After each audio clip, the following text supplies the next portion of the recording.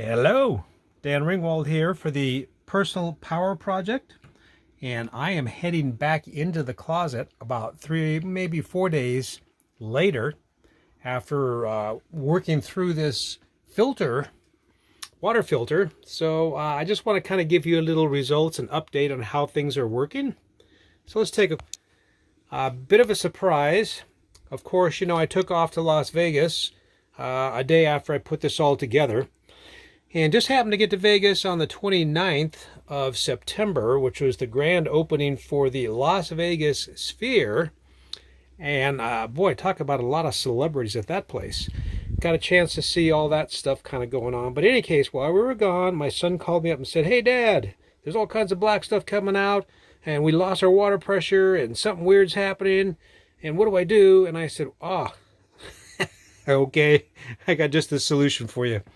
So I told him to come in here and switch things over so just this pre-filter was working and nothing else. So he flipped a few levers here and water came down here, through here, back up, and then back up to the house. Shut these other levers off, so that was off. Shut this off, so nothing could go this way, nothing could go this way. So everything from here over was disconnected, including the ultraviolet UV filter. And so I got back a few days later and started pulling things apart to see what was going on. Checked it out, and what happened was this is a carbon. This is just a beginning filter, pre-filter. It can be string wired or wound, or it can be flat, and it was actually flat. This was flat. We put in a string wound. It got kind of dirty anyway. But what we found on the carbon filter was the big problem, and that thing just blew out. And guess what it looks like? This is the carbon filter that came with this thing, and look at that big crack. I guess that's that must be the cheap filters that they sell with this unit. This thing here, very sturdy. There's nothing that go wrong. The pressure gauges are great.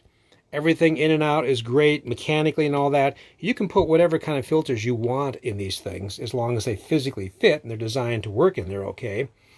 So what I did was I got rid of this, put in a different carbon filter, which has some plastic stuff on the outside. I won't pull it out right now, but basically it's not solid like this. It's got some woven stuff and then things on the inside. And I doubt seriously that it could crack because it's just not designed like that. So all I can say is this still is a product worth getting, this whole house filtration, and that's the manufacturer. And there's probably different manufacturer labels. It's all the same stuff. So mechanically, all that stuff works. But the filters that they sell you with the unit, they say, oh, and it comes with 3 filters. Well, it's the cheapest filters you can imagine.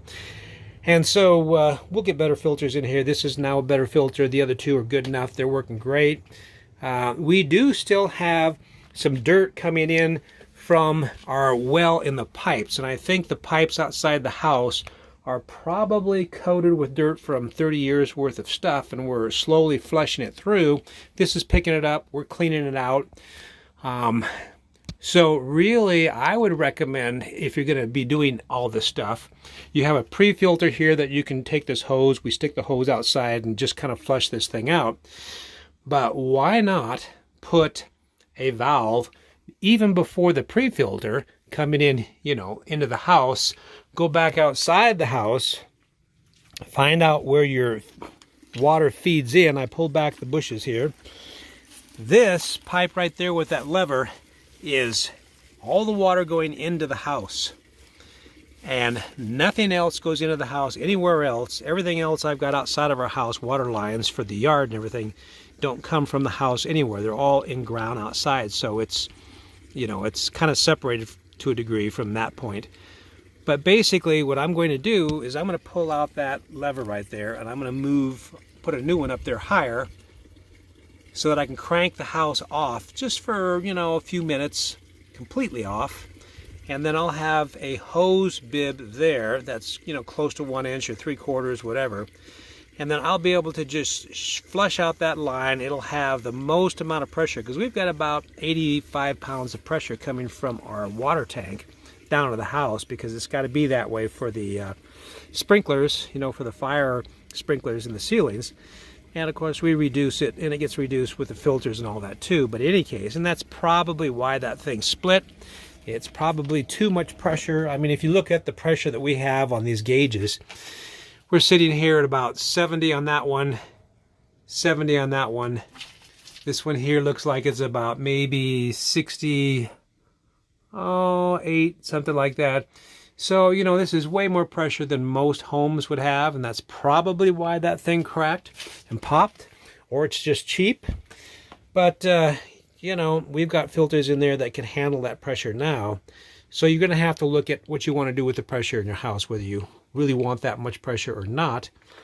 But, you know, the idea of being able to isolate all this stuff and have people still use water in the house if there's a problem worked perfect. I'm very happy with that. Within 3 or 4 days, we put this thing to the test, and I was able to talk my son through it remotely on the phone. And of course, he had the video on his camera going on his cell phone, and I was looking at it, and we were going through it, and it worked great. So, might be a little expensive, you know, for all the fittings and everything, and it might be overkill for most people, but it's sure great to be able to solve it and handle it all ourselves, and, you know, keep people going and have water in the house. So that is it. Personal Power Project. Now it's time to get back to real estate. NHBIG.com, National Home Buyers Investors Group. We have a home in Alabama that is owner financed and being sold. I got it on the MLS, because you can do MLS without being a real estate broker or agent. And with all the problems out there, if you can get a home that's owner financed, which there's a lot of them out there that can be, and get that rate down to 5% and the price down there where it needs to be because it's paid off free and clear, there's still real estate and there's still people that want to buy. They just can't afford the high price homes, and they can't afford the high price interest rates. So if you're doing investing from the standpoint of just wholesaling, you know, it looks to me like it could be $15,000 in my pocket. The owner said she'd give you 5, and then she said if you get over a certain amount of money, I'll double it and give you 10. And then the what she's gonna do, because we're getting it, and the buyer said he'll give me 5. So that's about $15,000 for a wholesale deal on a $100,000 property out in Alabama. That's not too bad. You know, $1 million homes in Santa Barbara, you could make a lot more in a wholesale doing that. But in any case, that's my sponsor, my promo for my sponsor, which is me, not somebody else. I'm doing multiple businesses here at home, and loving it, because I'm basically enjoying the mountains and not having to run around and go back to the office or get on the road or any of that kind of stuff. It's all done from home.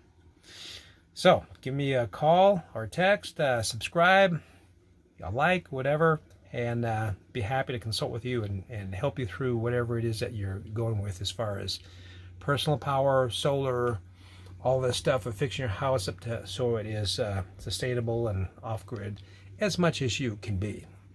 Still need to be connected just in case. So thanks. Call me anytime.